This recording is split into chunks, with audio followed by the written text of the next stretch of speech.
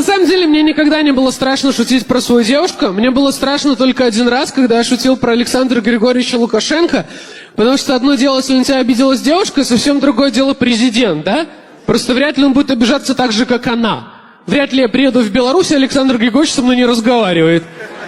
И я такой: Александр Григорьевич, что случилось? А ты не догадываешься, что случилось? Нет. Ну и что? Александр Григорьевич, ну простите меня. Возьми чашку, Слава. Взял, брось ее на пол. А теперь попроси у нее прощения. Посмотри, станет ли она опять целой.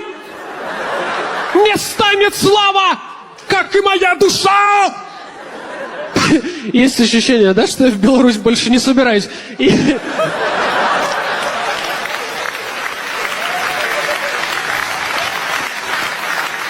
И поставит статус ВКонтакте. Ты можешь быть прав хоть 1000 раз, но какой там смысл, если твой президент плачет? Я президент, я не хочу ничего решать, я хочу чик-чик-чик.